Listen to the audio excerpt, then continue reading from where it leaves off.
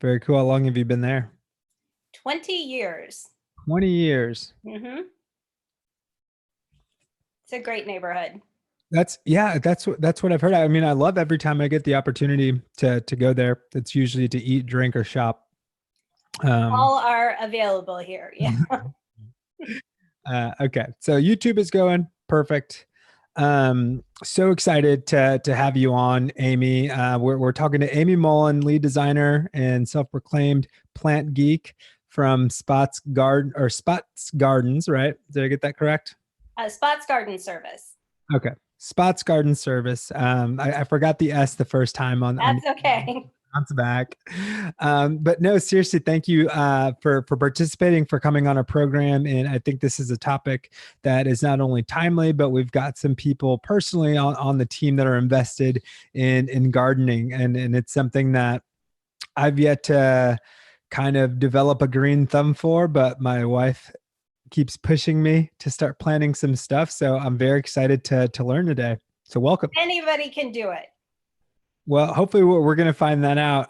But if you can, Amy, just tell us a little bit more about Spots Garden Services. Spots Garden Service, we're a small family owned company. Terry Spots started the company 18 years ago, and I've been with Spots for 12 years. We focus on organic and sustainable gardening. We're full service, so we do everything from a design and install of new gardens to managing existing gardens. And we focus heavily on sustainable strategies. So we manage problems with plants. For example, if you have drainage and erosion problems, we'll figure out a way to do a low impact intervention using native plants, for example, instead of putting a bunch of plastic into the ground. Gotcha. And I think we're already off to a great start. And you're using some words that I just want to make sure that we kind of break down a little bit, just so that when we bring them back up, people kind of have an understanding. So when you say that you have sustainable practices, like what specifically does that mean? Okay, so sustainable, the way we use it means you put the minimal inputs into a system to get the outputs that you want. So a non-sustainable garden, for example, would be one that you bring in synthetic herbicides and pesticides, and you bring in mulch every year, and you have to plant new plants every year. At Spots, what we do instead is try to close the waste cycle in a garden. So we'll compost the things that are there and turn it into fertilizers, so we don't need to buy fertilizers. We'll reduce our carbon footprint by using electric blowers, and we're experimenting with some additional electric tools too. We'll use the minimum amount of mechanical intervention to get the job done. Mm-hmm. And for example, we're not a completely organic company because in very specific circumstances, we'll use a synthetic or petroleum-based herbicide when we're dealing with invasive plants. But that's the nuclear option. We're going to try a couple of other things first. Right.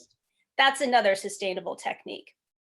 Gotcha. And I think you mentioned this right at the top of this, but how long have you guys been around, and how did it all get started? Terry started it himself with some help from his teenage sons 18 years ago, I believe. And at that time, he was doing a lot of lawn care. But as the company evolved, he's very focused on the environment and on being eco-friendly and living lightly on the earth. So as the company progressed, he pushed more and more in that direction. By the time I joined 12 years ago, we were focusing mostly on actual gardening, which is where a person interacts with a piece of earth. So not just mowing and blowing and shearing hedges, right, but instead creating a place where you can experience being part of a garden.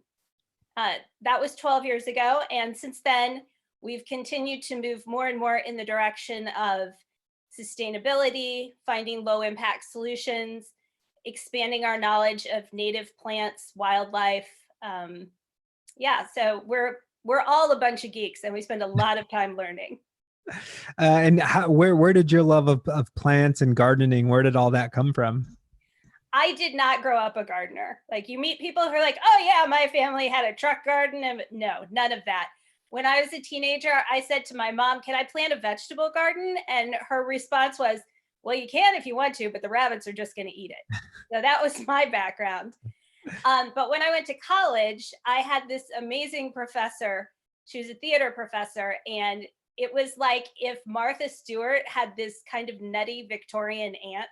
She grew a huge garden, and every year we would help her harvest lavender to make wreaths that we wore during a midsummer party.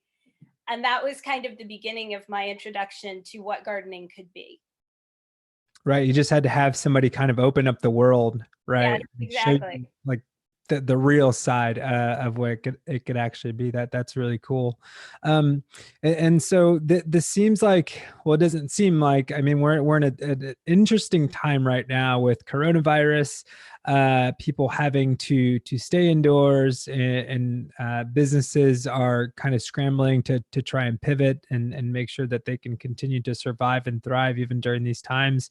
How have you guys responded, and have you seen anything change right now that people have more time? They might want to be getting outside, do more gardening. So, how are you guys responding to all of that?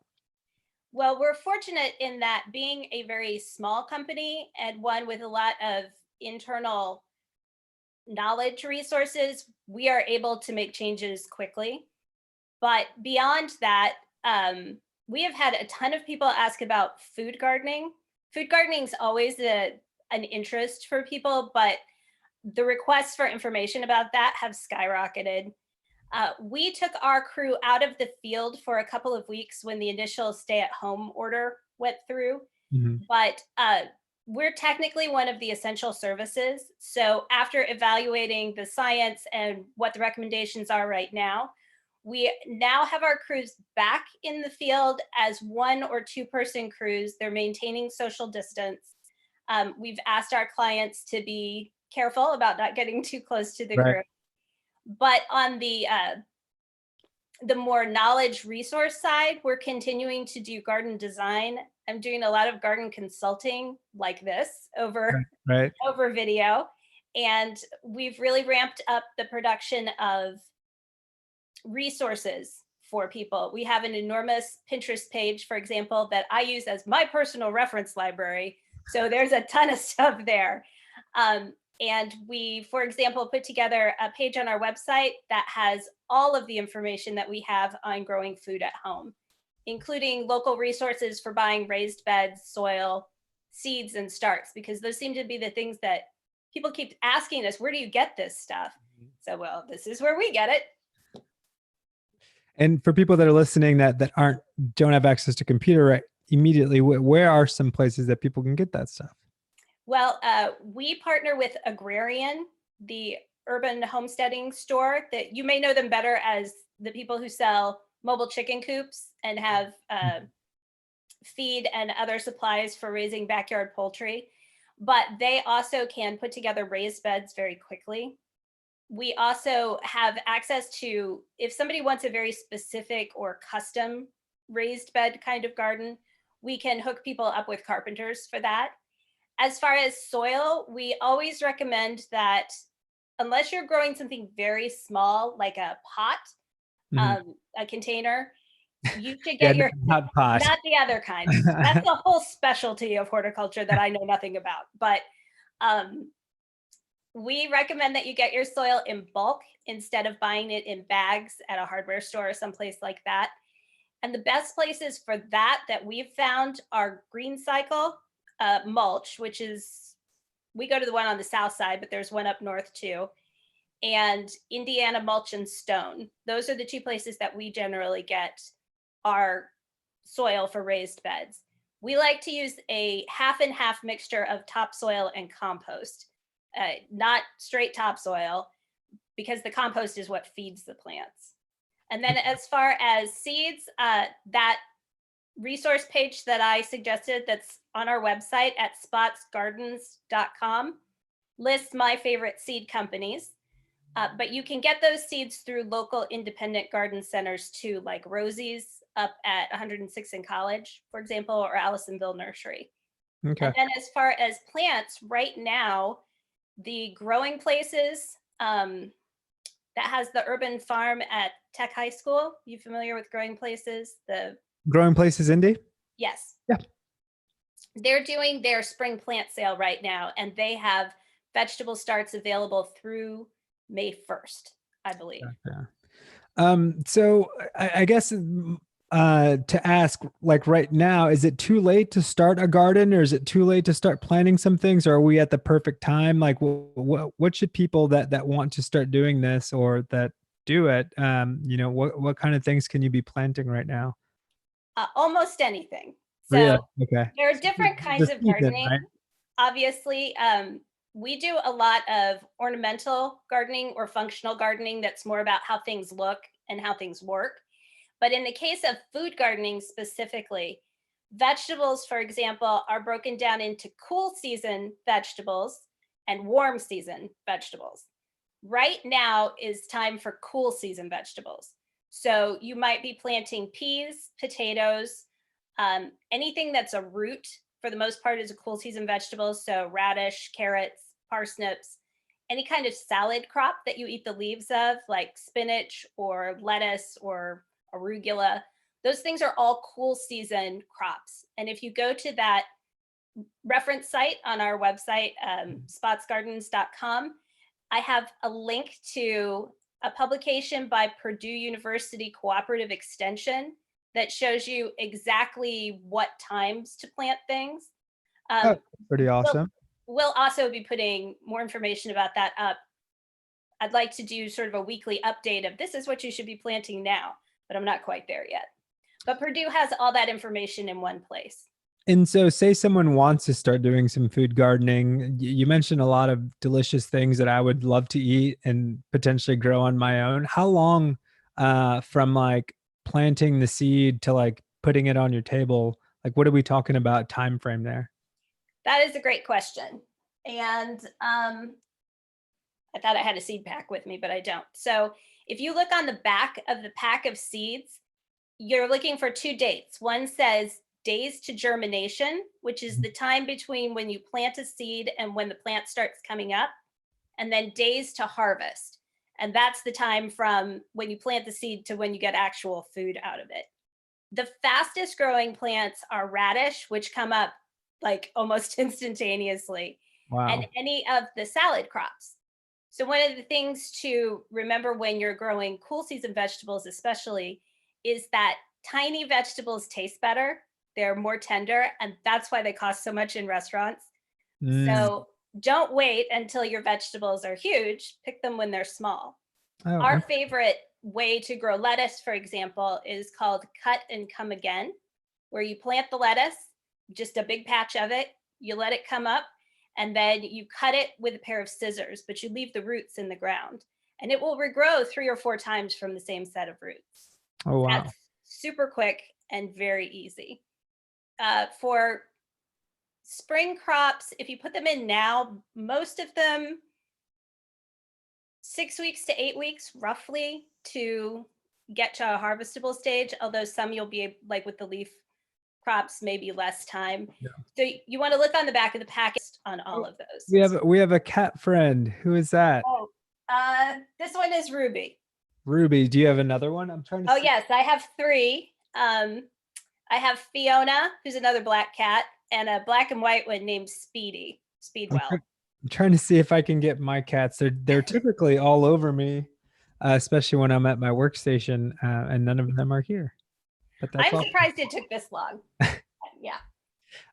Yeah. So the only like gardening experience that I've had, I can like distinctly remember in like middle school or elementary school, is growing mustard seed. Like Oh you put the yes. mustard seed in like the wet napkin or something like Mhm. that, and then you put it in like a baby food jar. I don't remember. Yeah. Maybe. Well, the thing is, seeds want to grow. People think that gardening is really difficult and it's like you need a PhD to grow a tomato, and that's not true. Plants are super tough. They want to grow for you. So it's really just a matter of giving them a place that they'll be happy and matching the plant to the location. Right. And like speaking of location, do we have good like temperature, soil, like whatever it needs to for plants and food to thrive? Do we have that in abundance here? Like, do we have that? We absolutely do. Um, the truth is, you can grow some kind of food anywhere. But here in the Midwest, we have roughly 3 growing seasons.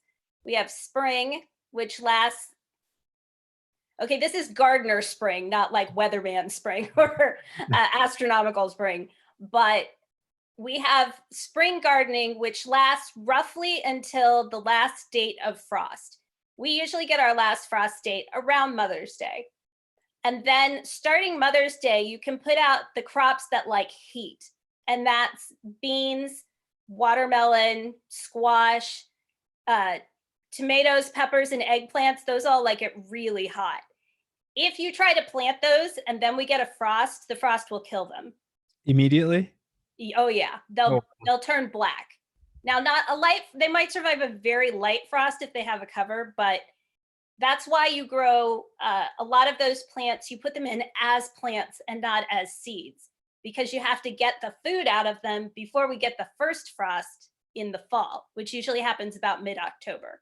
gotcha. So if you're growing the things that you eat the fruits of, like peppers and tomatoes, melon, squash, anything that's got seeds inside of it, that's probably a summertime crop. There are exceptions, but it's easiest to remember that if you eat the fruit, it's a hot weather crop, and that those grow from about mid-May to mid-October.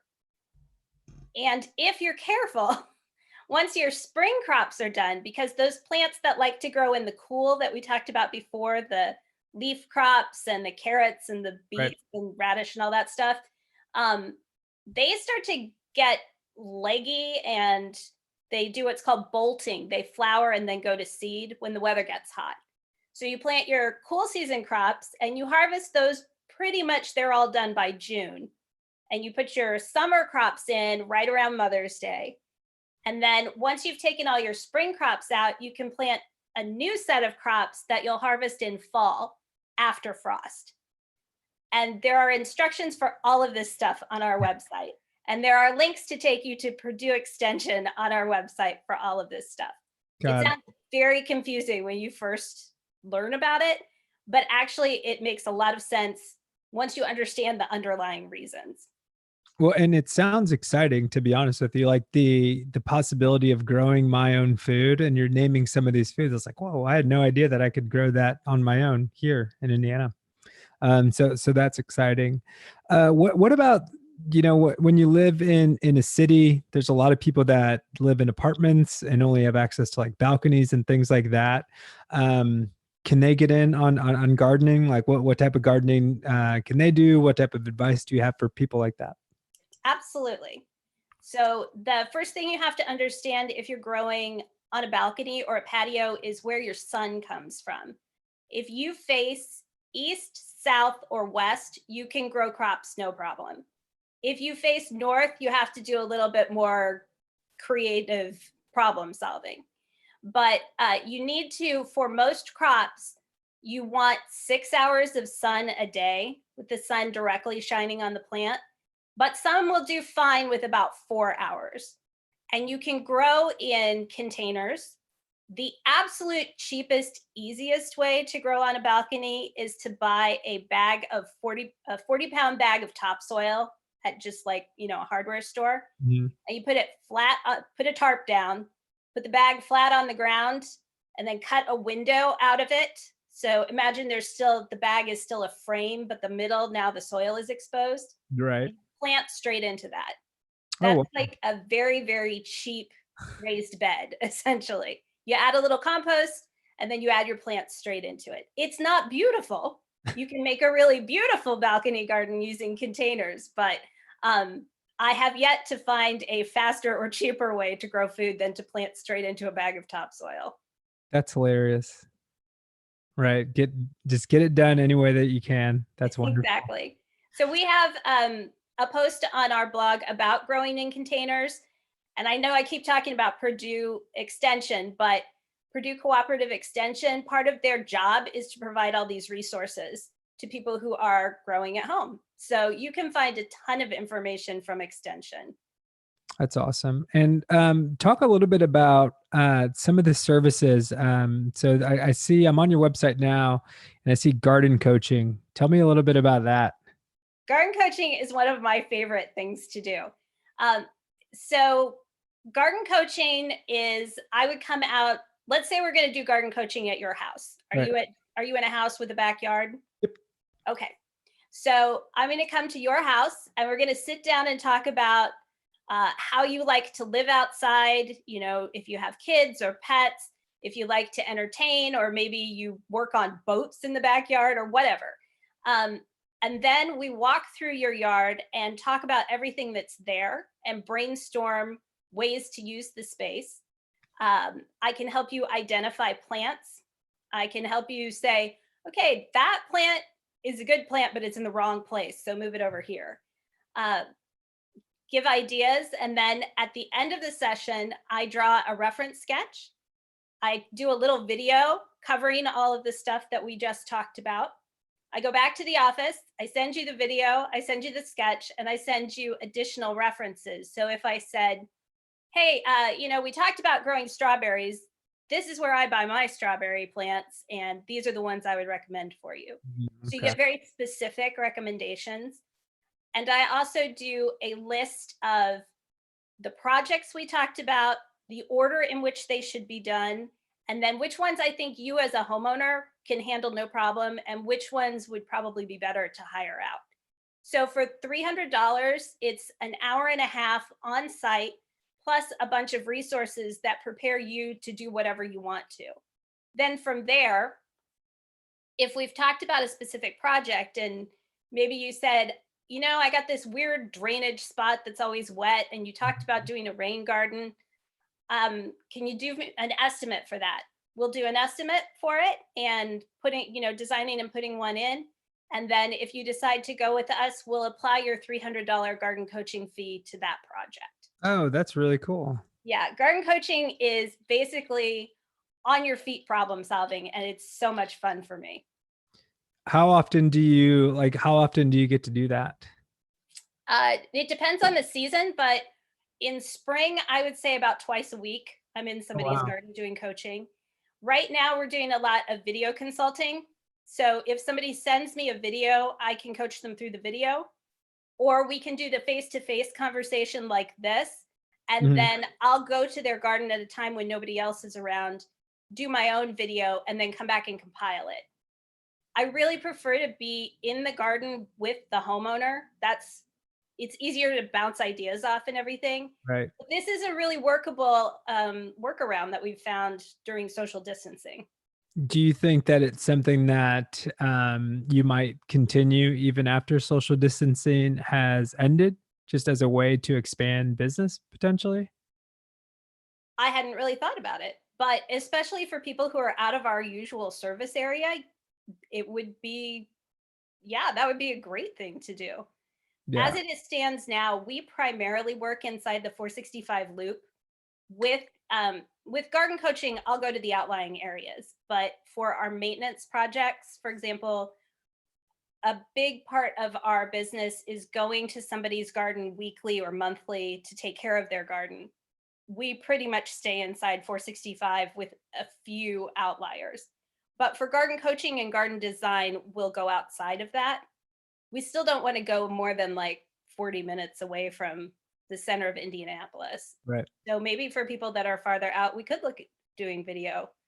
I will make sure to talk to McKinsey about that. Well, it's just, I mean, I think out of all this craziness that has gone on, I think the conversations that we've had is just like you see people like having to act so quickly, and things that have been on to-do lists, or yeah, someday I'm going to get to this part of the business that we want to change, right? And typically it's like a social or digital aspect of the business.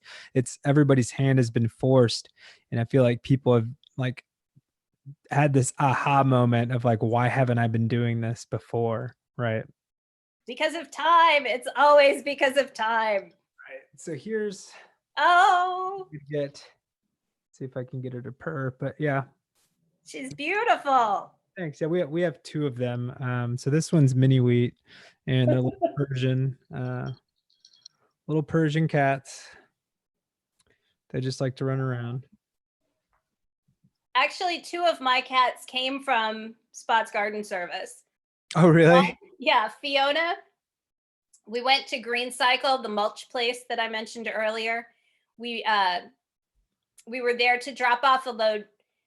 Places like Green Cycle are fantastic because instead of throwing your garden waste away, if you take it to a place like Green Cycle, they'll convert it into compost and mulch. So if I have to take down a tree, the tree goes to Green Cycle, they'll grind it up as mulch, and then it goes back into the cycle, that whole closing the waste cycle thing. Yeah, that's awesome. Anyway, I went there one day to drop off debris, and they had this tiny kitten in the office who had come in on a truck full of pallets that were going to be shredded for mulch. And they knew a sucker when they saw one. They were like, Amy, you should take this cat home. So Yeah. I did. And my other cat, Speedwell is another name for a plant, Veronica. Yeah, okay. We found Speedwell in a window well in downtown Indianapolis. It was a rainstorm and he would have drowned if we hadn't found him. He was Oh a my gosh. teeny cat, and now he's like this giant, very laid back dude. So Do two you out of three came through gardening. do you name all your cats after gardening things? No, actually, Fiona was named. My sister came up with her name, and people are like, "Oh, Fiona, like the giant from Shrek." And Jenny said, "No, like the demolitions expert from Bird Notice." And it turned out to be right because she destroyed everything in her path for about 2 years, Oh my gosh. knocking stuff off of shelves. And Ruby just looked like a diner waitress in the body of a black cat, so that's how she got her name. Oh, that's awesome. Yeah, I mean, I've said it multiple times on our show. I'm definitely a cat person, and it takes a certain kind of person to understand cats, and other people just don't get it, and that's okay. Cats are very good about warning you if you pay attention. Like Ruby is not a cuddly cat. She'll tolerate about 2 3/4 pets, and then you better get away from her. But they tell you, if the ears go flat or the claws go out, they're warning you. Yeah. So yeah, they're great. I want to give you one more opportunity here just to talk about any additional services that you guys offer and how people can get in contact with you if they want to start gardening, get some garden coaching, need help with garden design, or just want additional resources. Sure, that's great. You can contact us through our website at spotsgardens.com. That's gardens with an S. We're on Pinterest, and if you like eye candy or you need specific plant recommendations, definitely check out our Pinterest page. We're on Facebook and Instagram. We do garden maintenance, garden design. At the end of the day, I guess the easiest way to explain what I do is I solve problems with plants. If you have a boggy spot, or you want to grow food, or you want to attract wildlife to the backyard, or you want to create a really great nature play space for your kids, we're going to figure out how to do that using plants and using the most earth-friendly techniques that we can. We pride ourselves on being a truly green company. Surprisingly, the green landscaping industry is about the least environmentally friendly that you can imagine, but we really focus on environmental solutions. And we love to solve problems. Like I said, we are complete geeks. And I love nothing more than when somebody says, hey, here's a problem you haven't seen before. You got 2 weeks, go figure out how to fix it. Oh my gosh.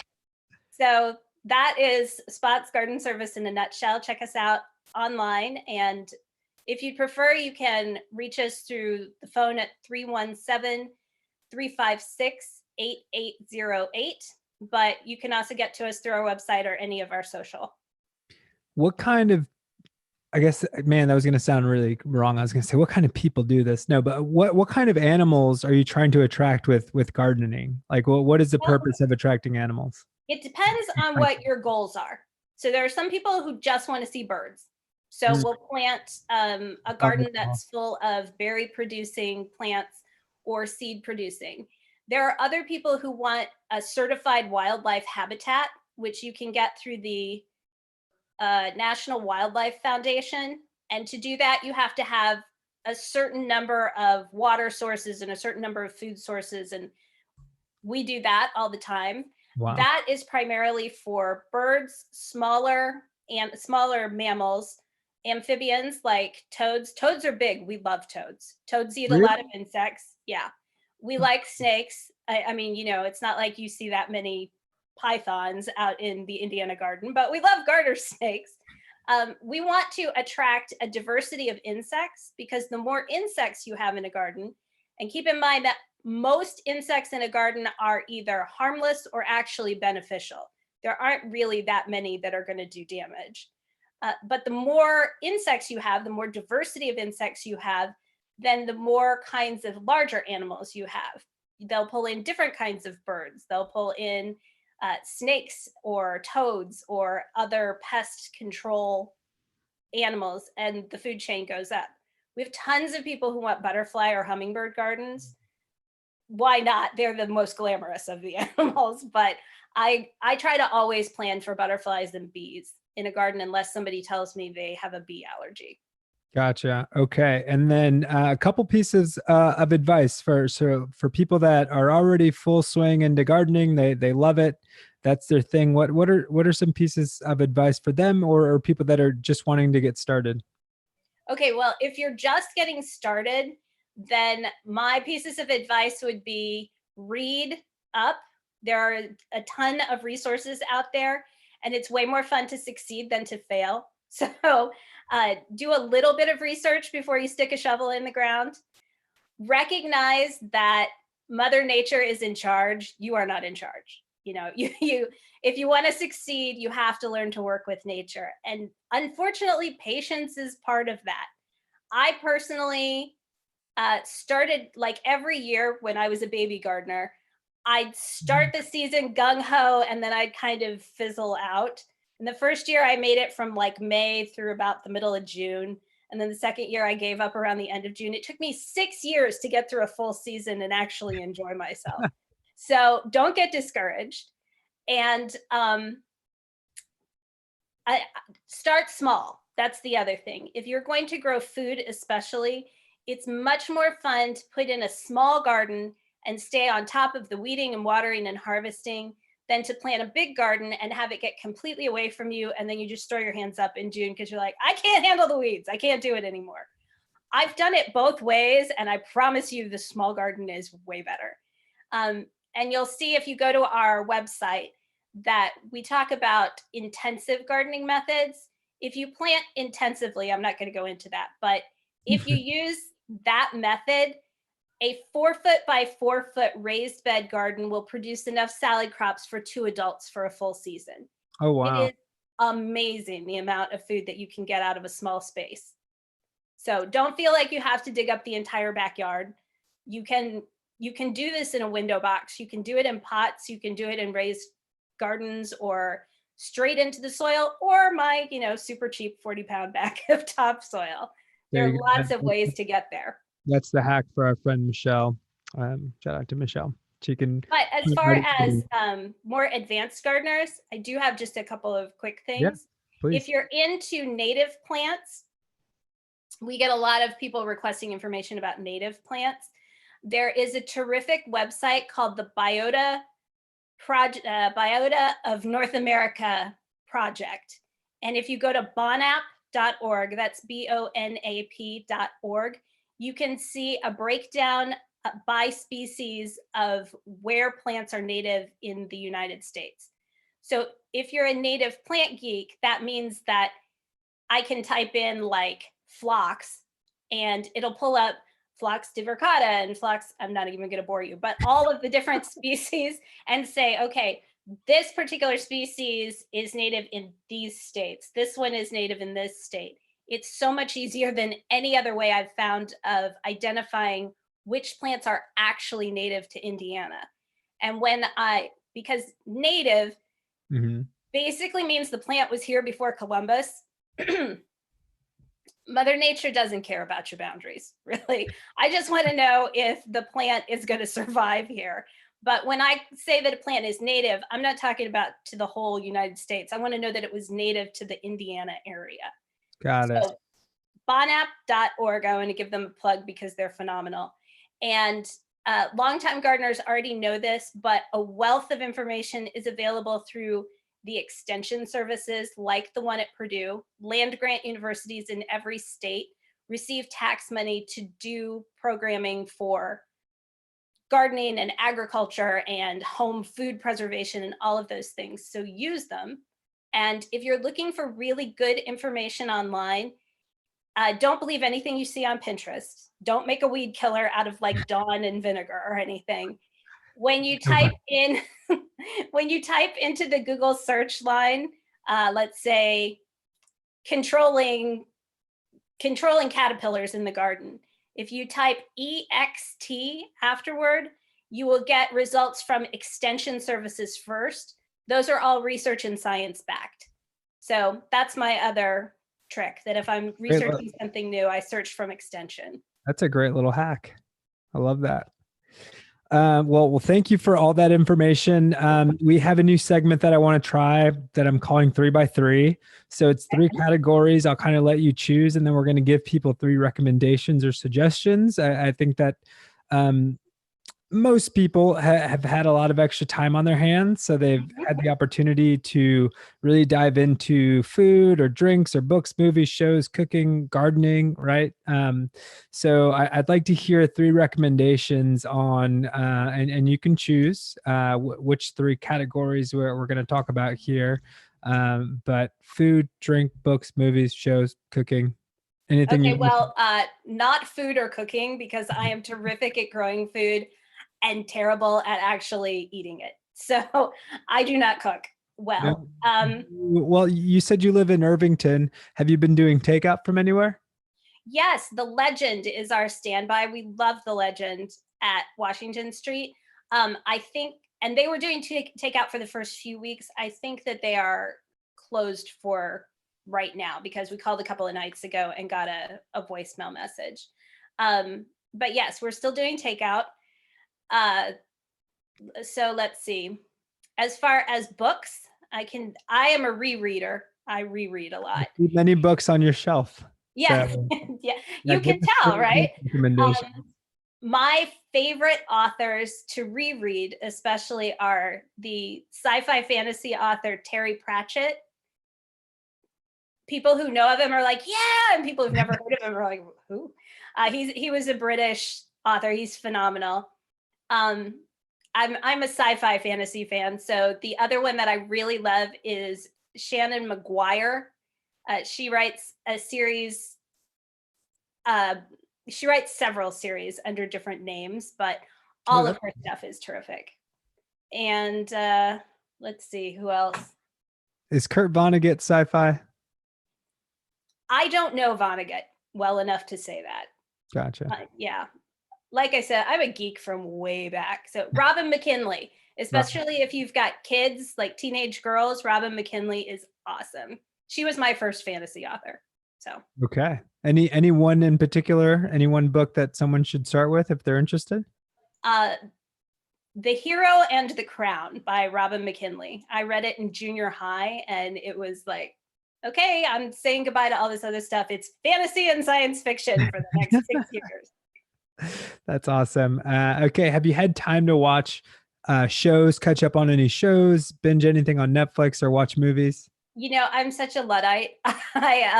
I don't really watch that much that's on right now. Mm-hmm.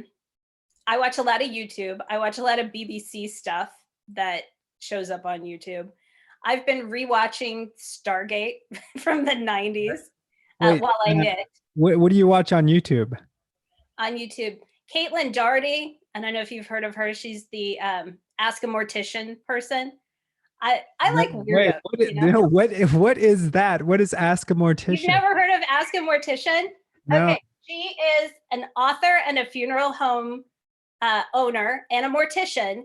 And like 7 years ago, she started a YouTube channel where people could literally send in questions about, what happens if you die in outer space. And her first book was called Smoke Gets in Your Eyes, or Lessons from the Crematory. Oh my God.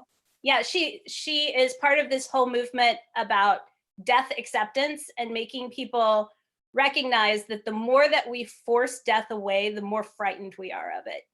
And that's something that really resonates with gardeners, because everything is cyclical. You know, things grow, they develop, they set seed and reproduce, and then they die and they decay for the next season to start again. And she's also funny as hell. Her latest book is called Will My Cat Eat My Eyeballs? Or Big Questions from Tiny Mortals. I'm sold. I'm Check her already out. She's sold. awesome. Okay, so that's one. What else do you watch on YouTube? I like historical sewing people, but I know that's Wait, like, super geeky. hold on. I don't. I have to break this down. So you're talking about people that sew historical figures, or They people sew that historical costuming. okay. So Because the there's a question woman. was people that sewed throughout history and they were famous sewers, maybe. There are a few of those too, like Charles Worth, the designer, but there's a woman named Bernadette Banner who is she does historical costuming, but not just making costumes. They're made in a historical way too. So it's all hand sewn and the patterns are made. It's ultra geeky for fabric people. So That's very, very niche. very niche. And beyond that, I don't have a lot of patience for, you know, talk shows and stuff, but I have been watching all of the like John Oliver segments, the Seth Meyers Closer Look segments, and Stephen Colbert that they're doing from home, and they're great. Yeah. They're entertaining. Yeah, I love what I've been watching. I've been kind of keeping up with Jimmy Fallon, so it's interesting to see again, to go back to it, how everybody's adapting to these current times. So, well, thank you so much, Amy, for your time answering some of these questions for us, for people that are already gardeners or people that are looking to get into it, and then really diving in a little bit more into some of your own personal interests. That's cool. Some of my own really weird niche interests. Hey, that's what makes you you. I love it. I love it. I think if people were to pry into the stuff that I'm into, they'd be like, "What the hell, baby?" So no, this has been awesome. Seriously, it's been a pleasure. Thank you. And again, if people want to find out more, it was spotsgardens.com. Gardenswithan.com. Awesome. Thank All you right. so much for having me. This was lots of fun. Yeah, absolutely. Thank you. And hey, contact us on Instagram if you have any questions. Okay, and that goes for everybody. That Yes. goes for everybody, guys. All right. All right. Bye-bye. Bye. Okay. I just hit stop on YouTube. So we're done recording there. That was awesome. Thank you. Thank you. That was a lot of fun. Yeah. Yeah, it's been interesting to kind of pivot to this format. We've never really done reviews. I'm sorry, not reviews, but